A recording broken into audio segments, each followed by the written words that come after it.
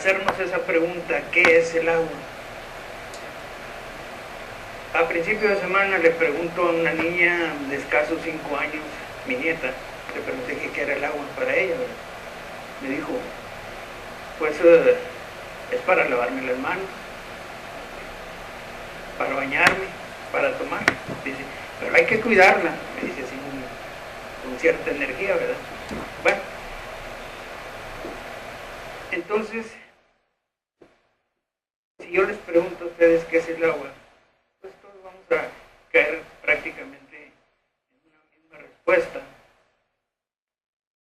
Pero ¿a qué no saben ustedes el nombre técnico del agua?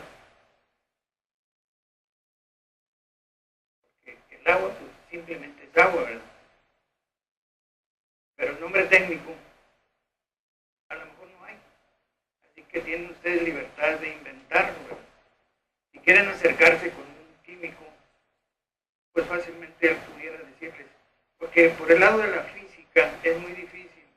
Ustedes pueden observar que el agua tiene 3 fases, sólida, líquida y gaseosa, ¿verdad? Pero sin perder sus propiedades. Entonces, físicamente o por el lado de la física es difícil darle un nombre técnico. Probablemente por el lado de la química sí se pueda dar un nombre técnico. Bueno, esa es una pregunta que pueden llevarse y cavilarla, no sé, al final de la hora o dentro de un mes. Sí quisiera decirle al doctor que hubiera un premio para si hubiese un término que definiese el agua de esa manera. Bueno, como bien lo dijo el doctor Salas Plata, el doctor Enzo Levi es un matemático italiano, pero mexicano por razón de la ingeniería hidráulica, porque le fascinó, se metió bastante en este tema, a tal grado que escribió este libro que se llama El agua segunda ciencia.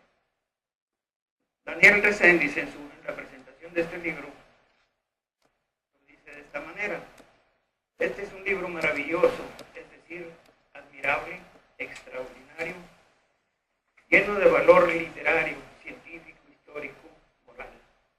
Es también un libro humanista. Es la historia de la hidráulica como motivo para contar, guardando justa proporción entre lo conceptual y lo anecdótico. Sus logros. Bueno, esto queda plasmado de tal grado que ya casi se describe el libro, que es lo que se trata de decir, pero vamos a desmenuzarlo poco a poco. Y son 2300 años, no los vamos a ver en 2300, vamos a tratar en media hora o menos, lo que sea posible, de este libro. Desde que se documentó la hidráulica, nace precisamente con la alquimia, con la hidrostática. Y entre todo lo que hizo, vamos a destacar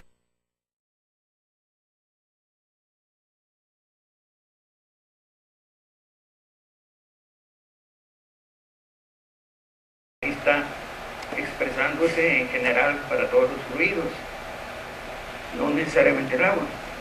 Por lo que a estática se refiere, y él dice, y se refiere específicamente a la presión.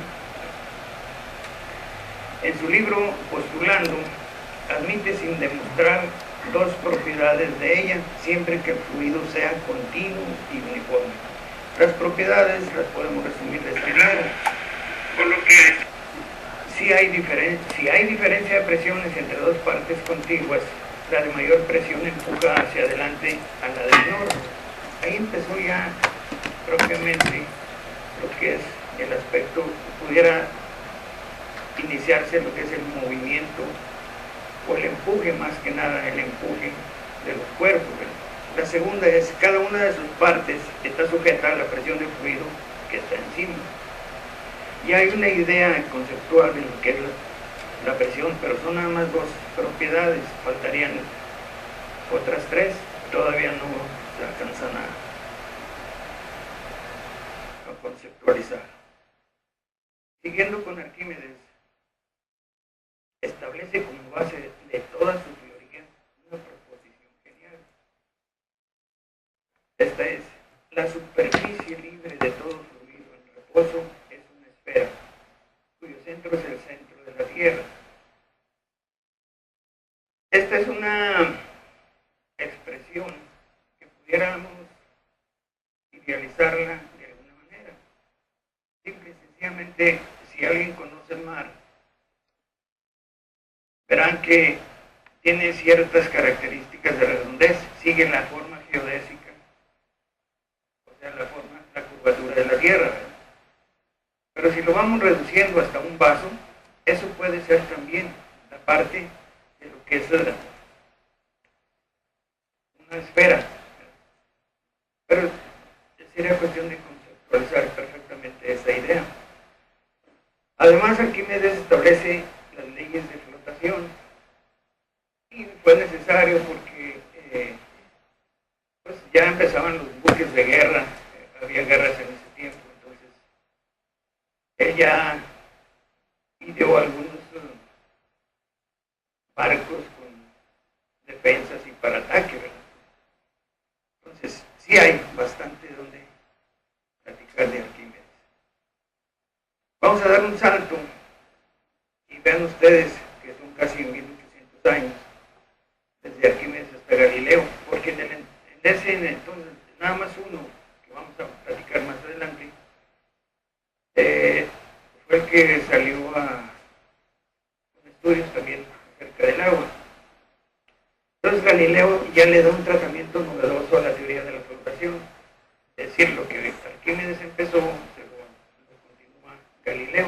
A Galileo lo conocemos en otras actividades, de conocimientos, y casi lo estamos diciendo que es astrónomo, pero antes eran astrónomos, matemáticos, físicos, doctores, etcétera. Tenían bastante tiempo para caminar. Entonces, la idea básica de Galileo era considerar que el cuerpo, sea más ligero o más pesado que el agua, se encuentra en movimiento real o virtual, hacia arriba o bien hacia abajo. O sea, analizar el estado de reposo a través del movimiento. Aquí empiezan ya a surgir algunas ideas que posteriormente fueron la base de muchos estudios y la solución para resolver en la actualidad algunos problemas que no se habían podido resolver en aquel entonces. Y vean ustedes el tipo de terminología que viene, está muy pobre, pero así lo estamos mencionando. Entonces Galileo define la cantidad de movimiento para lo cual utiliza el término momento. Y aquí una cosa curiosa, podemos decirlo. En Europa nació esta expresión. Los españoles se encargaron de traerla a toda América Latina. Y aquí usamos cantidad de movimiento. Y en Estados Unidos utilizan la palabra momentum, cuando en realidad pudiéramos decir que debería ser al revés, ¿verdad? Pero bueno, así son las cosas, así es el agua. Entonces, continúa Galileo.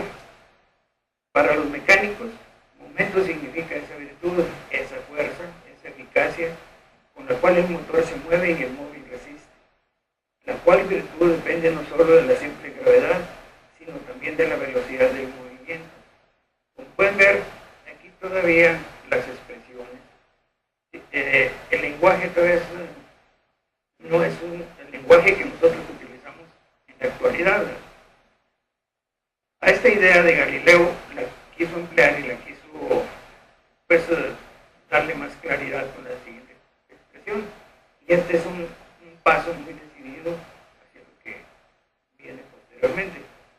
Dice que pesos desiguales se equilibran y sus momentos igualan cada vez que sus gravedades responden en proporción contraria a las velocidades de su movimiento.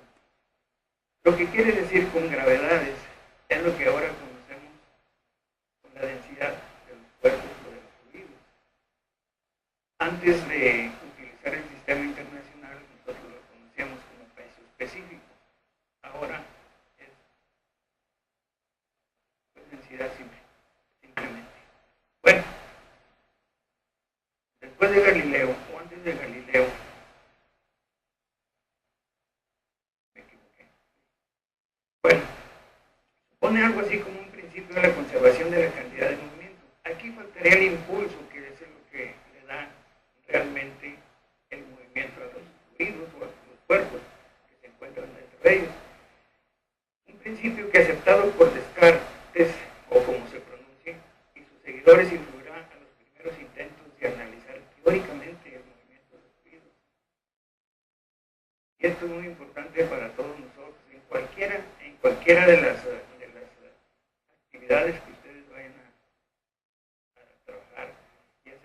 o con cualquier tipo de fluidos, con los aceites, ustedes lo van a tener que aplicar y van a tener que aprender hidráulica de alguna manera. Antes de Galileo, y mucho después de Arquímedes, está un genio, el genio de genios, pudiéramos decirle. El doctor Enzo Levi le da una importancia bastante grande, una importancia muy significativa a Leonardo da Vinci. Como todos los genios, Leonardo era un poco desordenado. Pero no importa, vamos a tratar de ver o de desentrañar lo que es la hidráulica de Leonardo. Él pensaba hacer un tratado del agua. Un tratado que muchas veces no llegó a consumar por la serie de actividades a que siempre se estaba enfrascado. Entonces, trazó un plan de investigaciones. Él, en hojitas, donde quiera, bueno, vamos a decir hojitas de aquel tiempo, no sé qué serían, cualquier trozo de papel, en aquel entonces era muy caro. Entonces él acomodaba sus hojitas, las cortaba y las iba guardando. Sobre eso iba trabajando, haciendo sus anotaciones.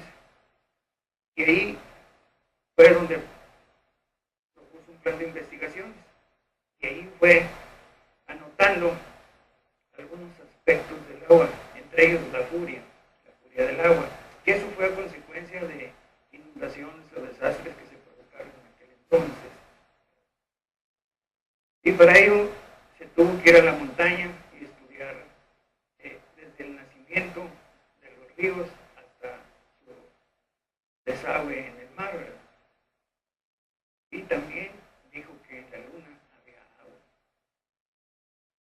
Entonces fue un experto en cuestiones fluviales, porque estudió lo que es el ímpetu y lo que la erosión ocasionaba, acarreando o arrastrando todos los sólidos o las piedras, desde luego dejando las más grandes, y eso lo observó él, las más grandes al principio, lo que es en los ríos de montaña, para después en el intermedio las piedras más término medio, y al final en el valle lo que es todos los finos que se arrastran en suspensión y en su momento se van sedimentando, ¿verdad? Todo eso lo anotó. Era un activo creador, hizo grandes proyectos, incluso cuando una guerra entre dos ducados entre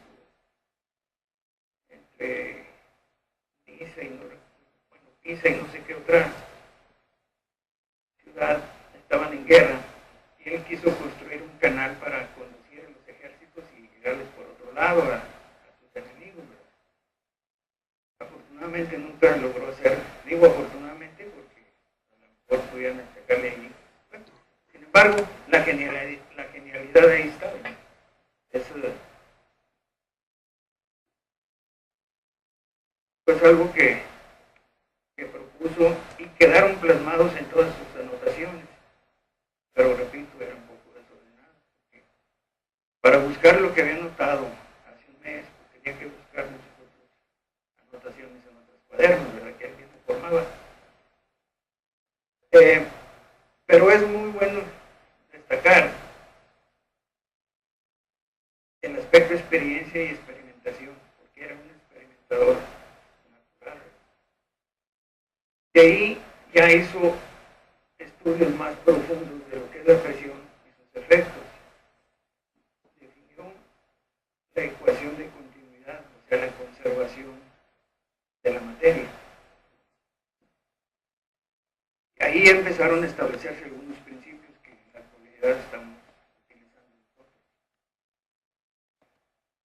Leonardo decía con respecto a la experiencia y a la experimentación, que la experiencia nunca se equivoca, solo es vuestro juicio el que falla al prometerse resultados distintos de lo que determina vuestro experimento. Vuestro juicio es el que se equivoca al sacar de ella lo que no está en su poder. Entonces, algunas aportaciones muy destacadas de Leonardo son el estudio de los movimientos del agua, aunque con ciertas limitaciones, pero él decía y anotaba al margen de todo eso. Él empezaba a trabajar con una pintura, con un dibujo, con un cuerpo, con lo que fuera, porque se metió en todo, pero al margen anotaba hacía algunas anotaciones, decía, cuando tú compones la ciencia de los movimientos del agua, y eso se lo estaba diciendo él, recuerda anotar debajo de cada proposición sus provechos a fin de que tal ciencia no sea inútil. Era el pensamiento de Leonardo, que en la actualidad, pues, afortunadamente tenemos algunos vestigios. Hay algunos documentos que se han rescatado, pero la mayor parte de él se ha perdido. Algunos otros tratados o personajes iban en secuencia por el nacimiento. Hicieron aportaciones a la hidráulica. Son Torricelli, que estudió los orificios. Al estudiarse los orificios tuvo que estudiarse el chorro y la contracción del mismo. Estudió la relación entre la altura y la presión atmosférica. Con Pascal se establece las otras propiedades de la presión y establece la ley de Pascal. Esta ley de Pascal es fundamental en las transmisiones y controles hidráulicos. Esto es para que ustedes lo vayan tomando en cuenta, porque tarde o temprano, de alguna manera, se van a ver relacionados con este tema. Con Newton, pues otro genio, a los cuales hay que agradecerles todos sus conocimientos. Estableció la ley de la viscosidad dinámica.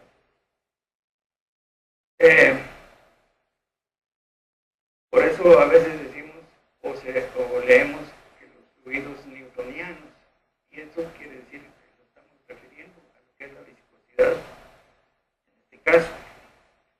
Pero también hizo modelos y estableció la semejanza entre lo que es un modelo y el prototipo. Ahí empezó realmente el modelaje en este tipo de actividades en la hidráulica.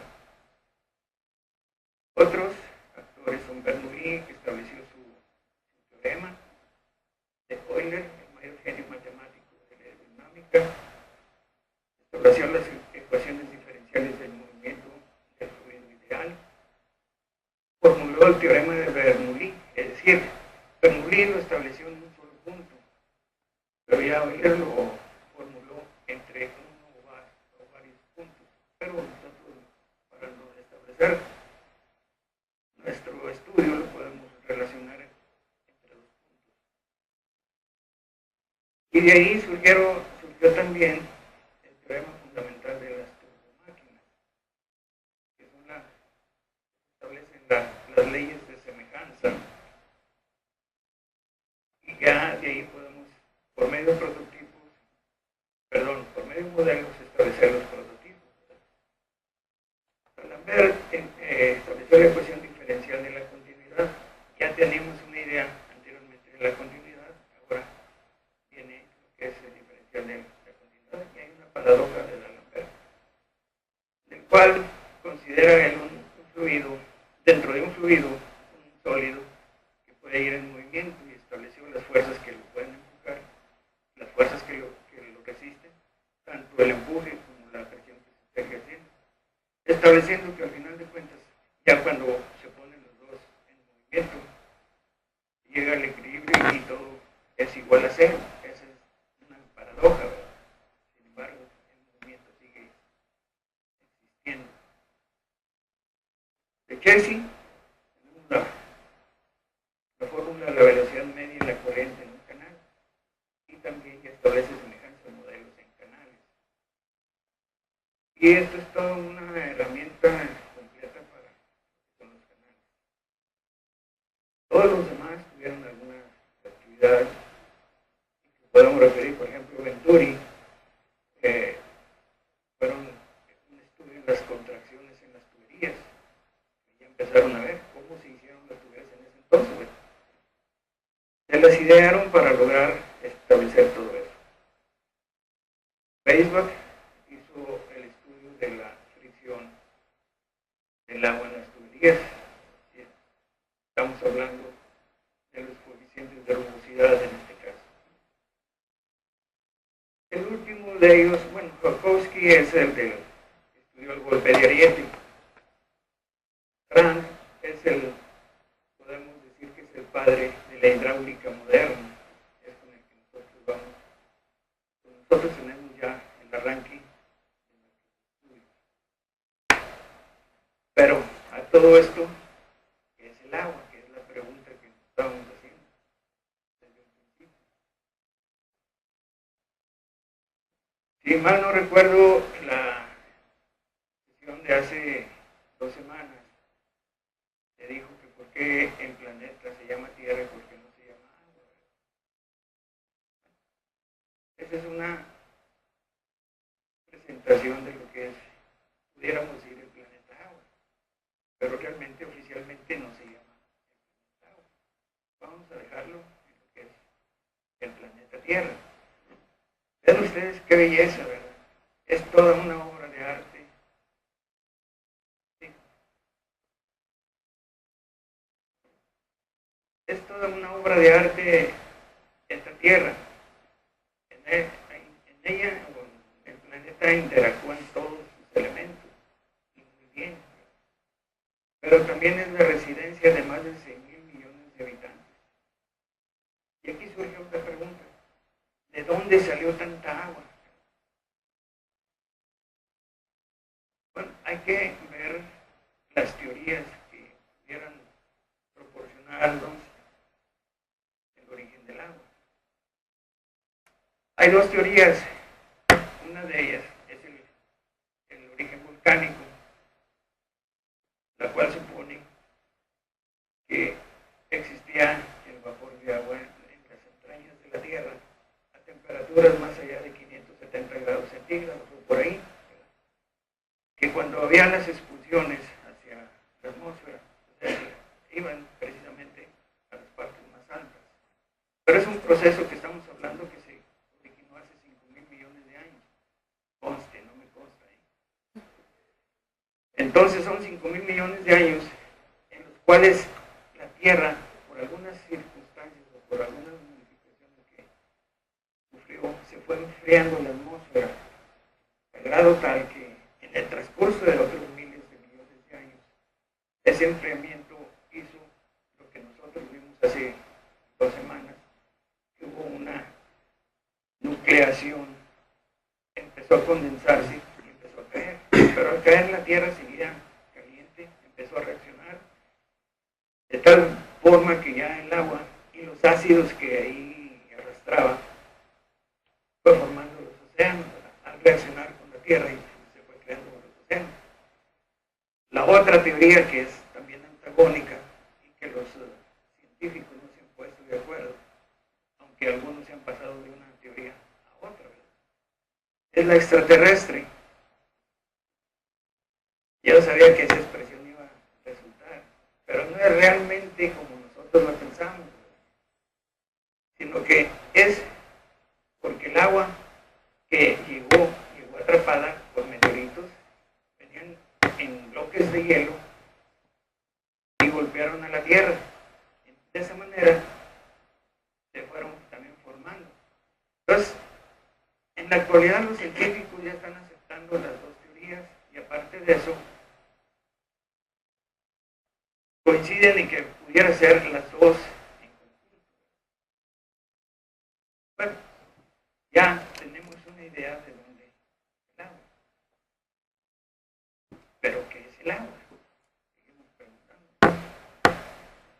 Tenemos que apelar a la conciencia y conocimiento de nuestros antepasados. Y aquí ya nos vamos, no, ya no son los 2.300 años, son 2.000, más allá de los vámonos hasta unos 3.000 años, cuando la aparición del Homo sapiens, y lo vamos a trasladar hasta la aparición del Homo webensis, ¿verdad? Bueno, por la web, no vean que eran ustedes otra cosa. bien. Pero también debemos considerar la parte reverencial, mística, respetuosa y limpiadora del cuerpo y alma. Este es el agua. Aquí, en esta temporada, los vestigios anteriores de allá de las grandes culturas, por ejemplo, la Siria, la Babilonia, pues ahí hubo muchos ejemplos. Ahí hay vestigios de presas, de canales que se construyeron, que utilizaron para llevar el agua y producir alimentos, que era una necesidad. Bueno, y sigue siendo la producción de alimentos una necesidad, ¿verdad? Entonces, el agua es, aquí podemos decir que es creadora, ¿verdad? Nosotros sabemos que el agua no tiene color, es incolora, pero vean todas las maravillas de colores que proporciona. Pero vamos siguiendo, o vamos a seguir diciendo, el agua es. El agua es natural, la encontramos en todas partes. Bueno, con excepciones, vamos aclarando eso. Vamos a pensar que la podemos adquirir fácilmente. Aparece brotando en algunos manantiales. Es insustituible, eso ya lo conocemos perfectamente. Dejamos de tomar agua. Pero también para crear, aparte del entorno, lo que la misma tierra requiere, es decir, el agua es la parte integral de la tierra para formar el clima y algunas otras actividades que son necesarias. Es imprescindible y con presencia intrínseca en la tierra, por las mismas razones que habíamos mencionado, ¿verdad? Entonces necesitamos nosotros agua, tenemos que acercarnos a donde hay, de alguna manera, para que la podamos encontrar.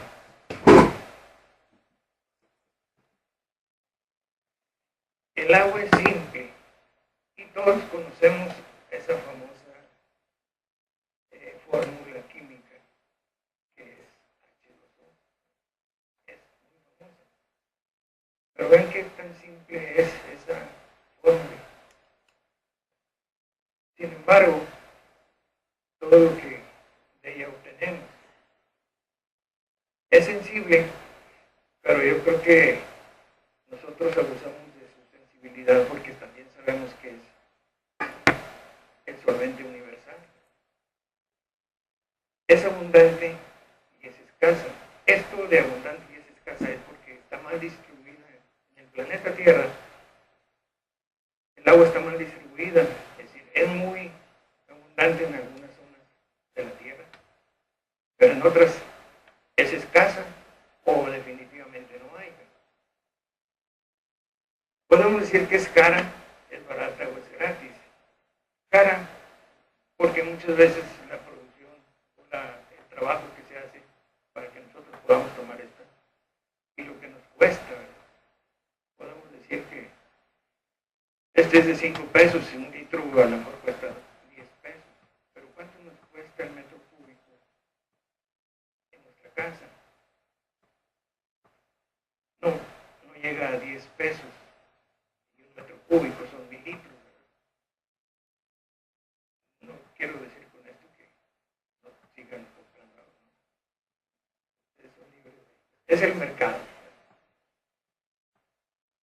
El decir que tiene un gran valor, pues ya va implícito en todo lo que hemos más o menos esbozado. Pero aquí vienen ya unas acciones que nos interesan, sobre todo a los estudiantes de ingeniería o a los ingenieros. El agua es estática, tiene movimiento y tiene fuerza.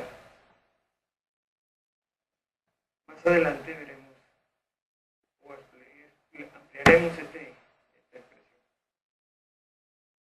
con esta otra. Es dócil cuando se le trata con precaución y técnica, y violenta cuando se le trata con ligereza. Tan común que no percibimos lo benéfico que es, pero también es catastrófica y causa mucho daño. Y las imágenes siguientes nos pueden dar una idea de las expresiones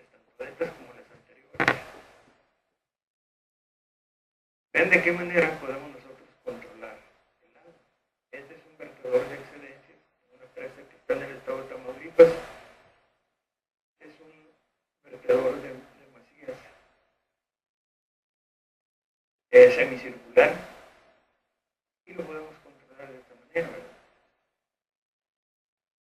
Teniendo un superalmacenamiento o algunas acciones que permitan controlar el flujo. Otro que sucedió hace poquito aquí en una empresa en el estado de Chihuahua, más o menos cerca de Delicias, para los que donde por ahí la conocen, en la presa de las Vírgenes. Este fue en el 2006 cuando tuvimos esa abundancia de agua. Vean ustedes cómo se controla. Esta parte es un disipador de energía. Esto es un disipador de energía, porque aquí vemos que tiene movimiento y tiene fuerza. Y este es un disipador de energía con el tanque hidráulico. Esto es vista de frente, la misma presa. ¿Pero qué ocasionó esta vez? Lo siguiente. Ustedes son de... Pero aquí vemos una situación que se sucede mucho. Son invasiones o son asentamientos irregulares, sobre todo en los cauces de las corrientes de agua. Mientras no hay agua, pues muy bien.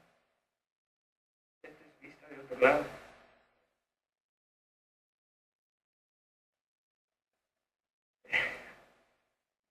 Esto sucedió en la ciudad de Parral. Vean ustedes cómo fue el año pasado.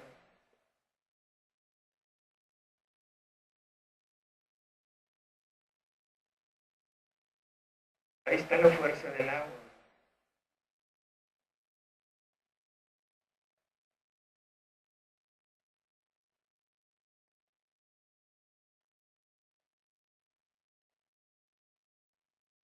El agua también es promotora del desarrollo de vida. Nosotros podemos transportarla o conducirla a donde se requiere, a donde se necesita, sobre todo en la producción de alimentos, que en este caso es lo que podemos observar.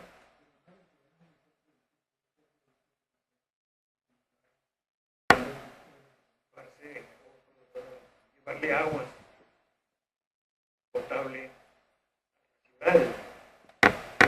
Es decir, dulce. Estamos hablando de lo que es el agua potable. Salada, pues no necesariamente tenemos que ir al mar para ver que es salada, porque incluso aquí en el Valle de Juárez, a poca profundidad, y el doctor Salas es un experto en eso, el agua es salada. El agua es fría y es caliente. La temperatura de trabajo pues, puede ser entre 20 y 24 grados centígrados. Y el decir caliente es porque a veces hay reacciones cuando los brotes de agua con algunos elementos del suelo y pues empiezan a surgir esos manantiales de agua caliente que muchos consideran medicinales, sin embargo pues son desagradables, ¿verdad? Meterse en ellos.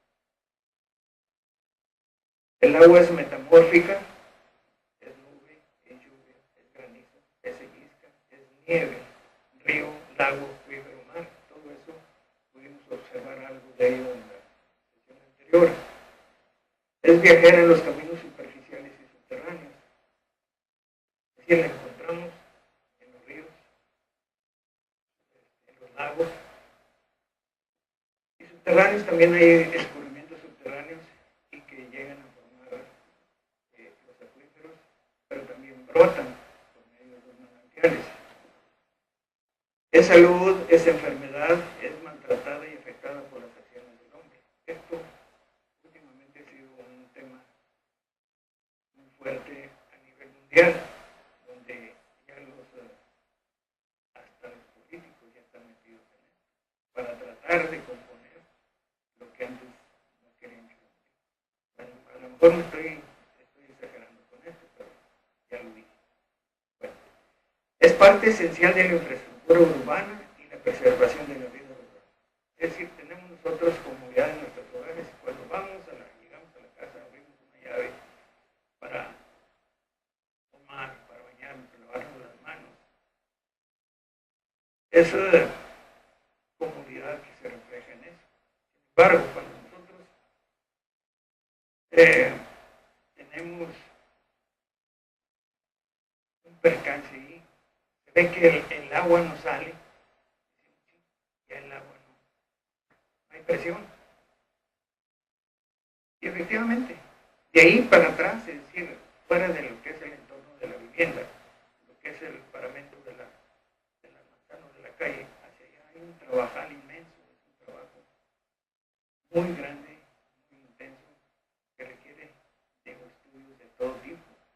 Y son multidisciplinarios, quiere decir que esto ya empieza aquí, que es la actividad de muchas disciplinas o muchas profesiones. Entonces el agua cumple con las leyes universales de la mecánica. Podemos observar y vamos a regresarnos hasta Arquímedes. Arquímedes creó ese aparato, el tornillo de Arquímedes, y lo empleó con bastante eficacia, extrayendo agua de algunas partes para elevarla donde llegaba, donde la requería. En la actualidad, estos tornillos tienen una aplicación muy intensa en lo que son las plantas de tratamiento de aguas residuales. Se utilizan bastante, no son uno ni dos, mínimo son 3 por cada planta, y son para elevar todos los sólidos en suspensión que lleva el aire, el agua hacia la planta. Hubo necesidad desde cuando los romanos de trasladar o llevar agua pues a las ciudades o a los pueblos conquistados por los romanos, y lo hacían por este tipo de estructuras, y desde la fuente de agua hasta donde la requerían. Estos son acueductos que todavía existen y que, si los vamos a revisar, llevan una pendiente tan precisa que no provocan turbulencias, que van de una manera muy tranquila hacia donde se requieren, ¿verdad?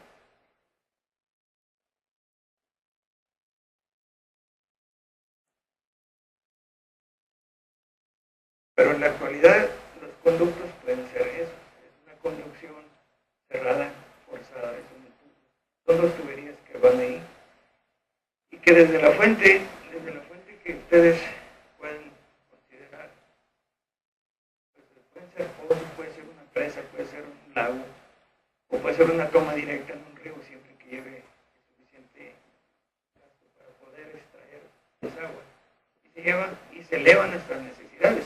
Ahorita me viene a la mente la Ciudad de México, ahorita tiene sed, pero el agua se la están llevando desde el plan Cutzamala. No necesariamente es una parte del abastecimiento de la Ciudad de México, pero vean ustedes la diferencia de niveles que hay. Cutzamala está a una cota como de 800 metros sobre el nivel del mar. La Ciudad de México está arriba de 2800. Ahí hay un desnivel bastante fuerte. Y súmenle ustedes ahí la distancia, que son como 360 kilómetros, puede ser un poquito más. Entonces son parte de los procesos de ingeniería que nosotros podemos realizar.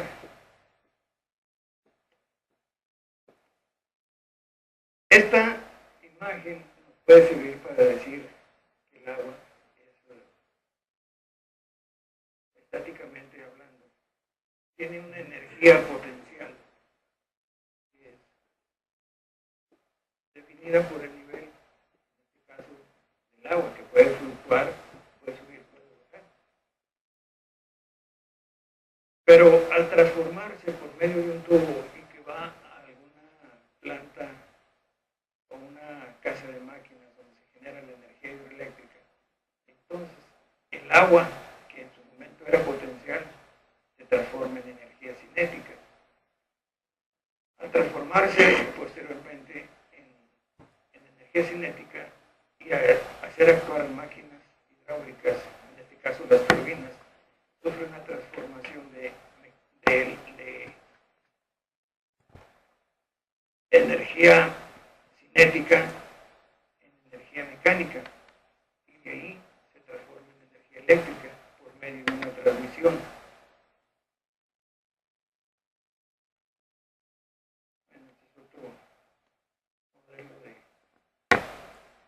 vertedor de Masías de Colón.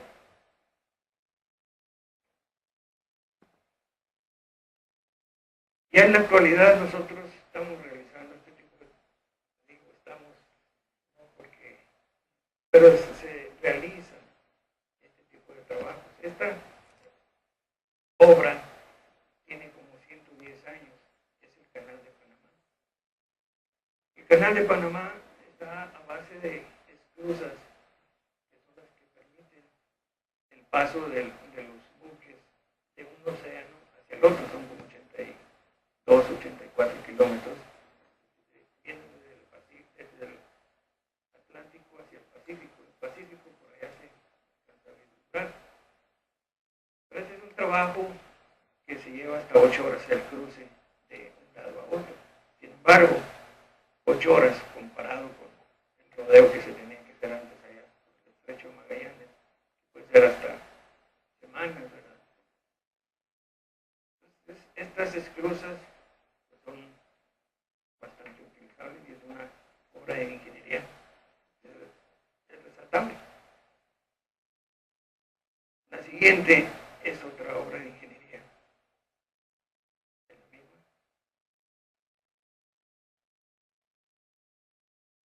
Esto es a lo que me refería. Ustedes pueden observar el desnivel que hay en esta parte y el desnivel que hay aquí. Aquí se utilizaban 11 esclusas para transportar los barcos, los buques, o barquitos en este caso, desde esta parte por medio de esclusas hasta llegar a este nivel. Ahora lo hacen por esta estructura que le llaman la rueda de Falkirk. Falkirk es el pueblo o la ciudad que está ahí cerca.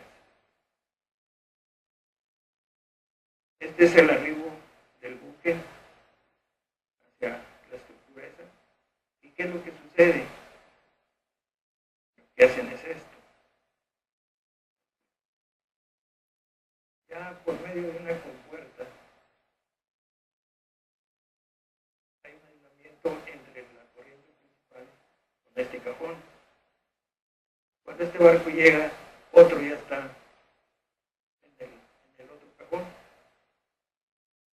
Ya al momento de actuar en 15 minutos hace el movimiento de rotación, este baja, el otro pues lógicamente. Entonces ya, vean ustedes las obras de ingeniería que se pueden hacer. Esta es una obra de ingeniería multidisciplinaria, ¿verdad? Porque no nada más civiles, ahí hay mecánicos, hay electromecánicos, mecatrónicos, ustedes lo son también, ¿verdad? Para allá van.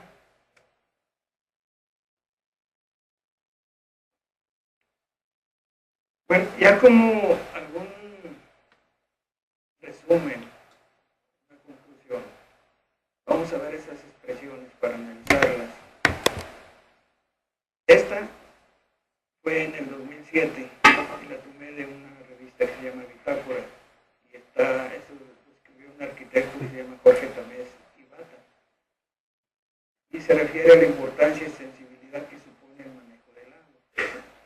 El agua es un elemento fascinante y polivalente, imprescindible para la vida y florecimiento de las civilizaciones, manipulable y versátil para transitar por los distintos estados de la materia, enormemente atractiva al asociarse con sonidos y por ruidos reflejos.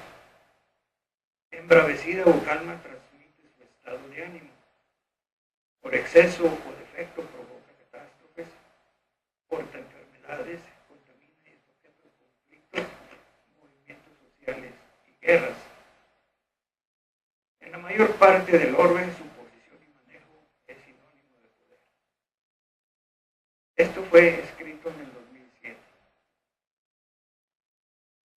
Vamos a ver otra expresión hecha en 1989 por Mays, un ingeniero civil. El agua afecta la vida de cada humano en la Tierra. Poca o mucha puede ser nociva para nuestra subsistencia. La calidad afecta nuestra salud y bienestar y la belleza se puede encontrar en los arroyos, ríos, lagos, estuarios y océanos. Aquí hay una diferencia fundamental situaciones. En la primera, pues ya se está considerando todas las acciones que surgieron desde 1989 a la fecha. Situaciones que nos han puesto al borde en muchos casos de guerra, incluso ha habido guerras por el agua. Y si poco al rato nos invaden. Bueno, pero esa es una expresión, pero es para tener cuidado. Ahora quisiera que me permitieran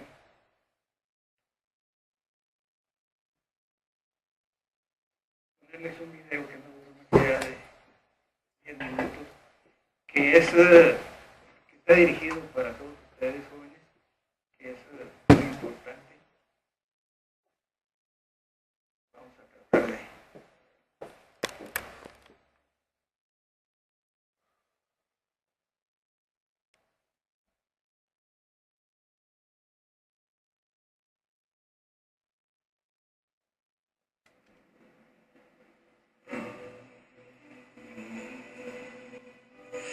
Esto todo lo comentamos.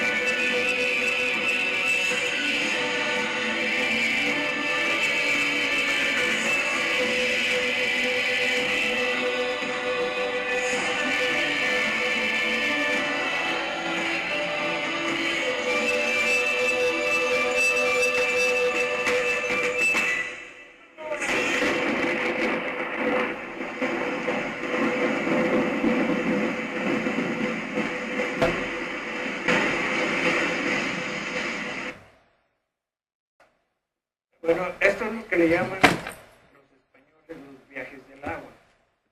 Que cuando llegaron a México, lo que es hoy la República Mexicana, se quedaron maravillados de lo que es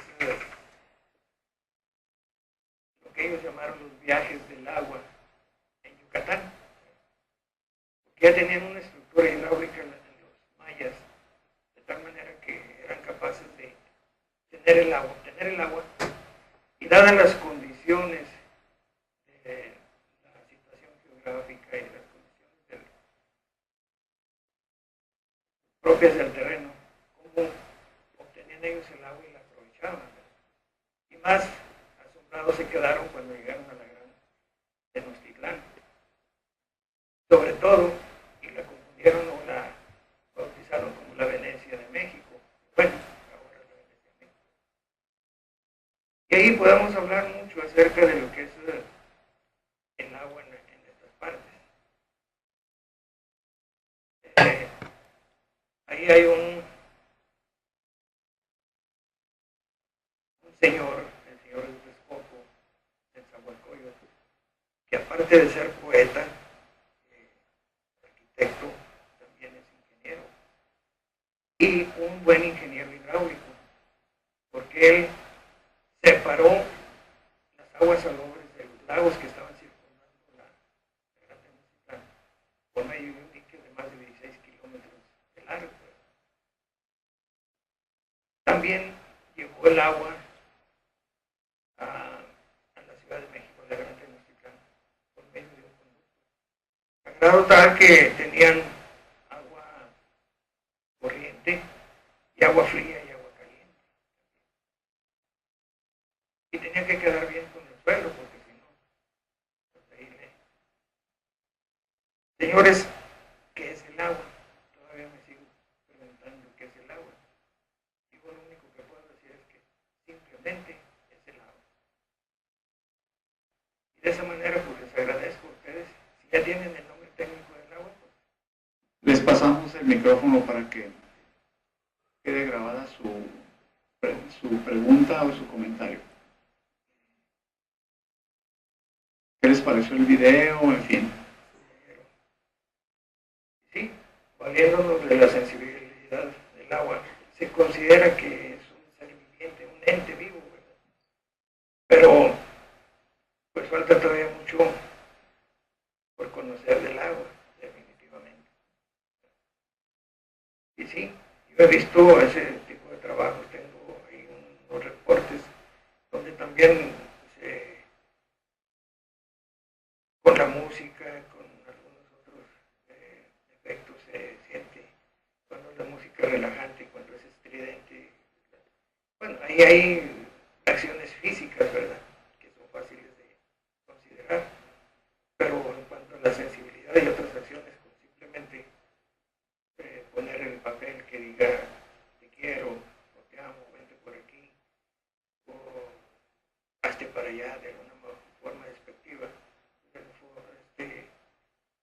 sí reacciona de esa manera y sí es evidente, en algunos casos se ha visto. Es cuestión de, ahí hay un tema muy importante de investigación, como los puentes de hidrógeno, que se hace, que se comunica un vaso con otro, hay muchas cosas que podemos nosotros trabajar en ello. Así que pues, es un tema abierto para que ustedes, con la inquietud que tienen, aprovechenla. Así es. Sí, buenos días. Buenos días. Resulta muy interesante todo lo que puso el maestro y algo que por ahí recientemente se le ha dado algo de divulgación en los Países Bajos, en donde hoy día, con las afectaciones asociadas al cambio climático, se está considerando y realmente diseñando vivienda, hogares flotantes. Esto a raíz de los aumentos en el nivel del mar y que ha afectado de manera muy seria a estos países, cuyas viviendas han sido seriamente dañadas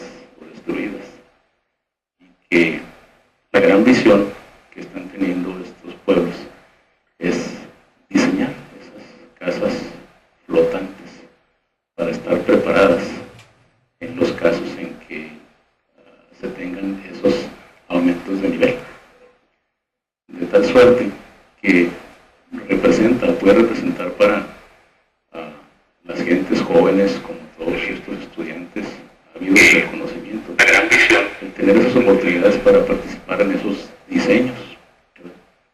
En nuestro país quizás a lo mejor no tengamos esa misma situación, pero está esa gran oportunidad que probablemente se pueda dar en algunos lugares en los cuales las predicciones por ahí señalan esos aumentos de nivel. Esto es algo que por ahí está y que se pueden meter un poco a leer, a aprender de lo que otros países hacen en ese sentido. Sí, valiendo la comparación, ¿verdad? Porque sí, las condiciones son diferentes, pero la situación ahí está y podemos tomar esos ejemplos. Por ejemplo, aquí en nuestro medio, que el agua es escasa. A lo mejor lo más fácil es decir, vámonos de aquí, o vamos a otra ciudad, en otro lado. Pero afortunadamente ya tomamos agua del Río Bravo, ya nos quedamos y pues, no sé, solamente que alguna otra cosa nos force a emigrar, pues tenemos que hacerlo. Pero sí, la opinión del ingeniero Enrique Recio es muy importante. Los ejemplos que hay en otras partes del mundo y en colaboración con la situación que ahorita en realidad se está sucediendo. Agradezco tu colaboración.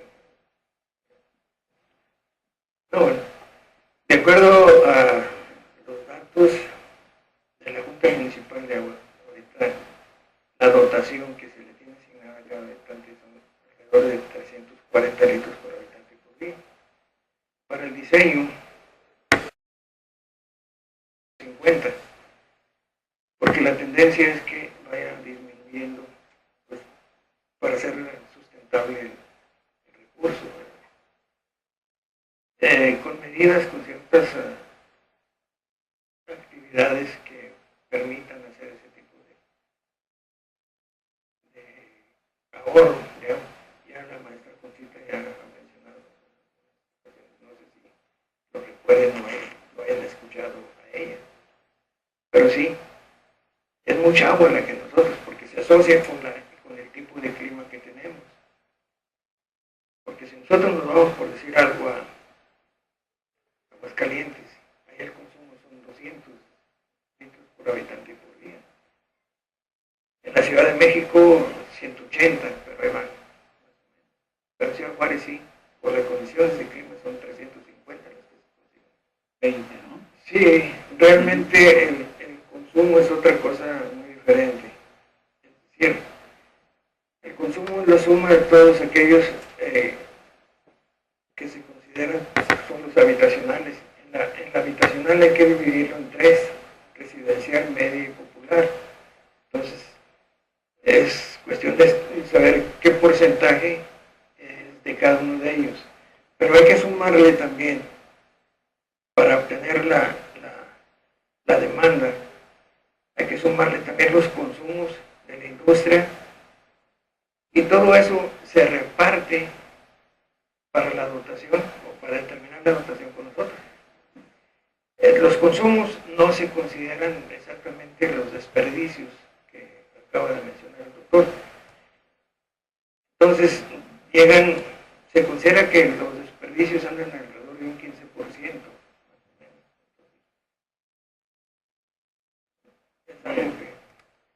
Pues muy bien. Vamos a pasar a darle lectura al reconocimiento que siempre las autoridades de nuestra universidad le hacen a nuestros conferencistas. Les recuerdo que este es un seminario permanente de la UACJ, que ya lleva como 6 años. La UACJ, el Instituto de Ingeniería y Tecnología, el Departamento de Ingeniería Civil y Ambiental, a través del Cuerpo Académico de Estudios del Agua, otorgan el presente reconocimiento al maestro Manuel Nava Ibáñez por su valiosa participación como expositor en la conferencia ¿Qué es el agua? Seminario del agua pedido agosto-diciembre de 2009, con fecha de hoy y con la firma de nuestro director, maestro Antonio Guerra Jaime, director del Instituto de Ingeniería y Tecnología, también con las firmas del maestro Víctor Hernández Jacobo, jefe del Departamento de Ingeniería Civil y Ambiental, y de la doctora Edith Flores Tabizón, coordinadora del Cuerpo Académico de Estudios del Agua. Le otorgamos un cálido aplauso a nuestro conferencista.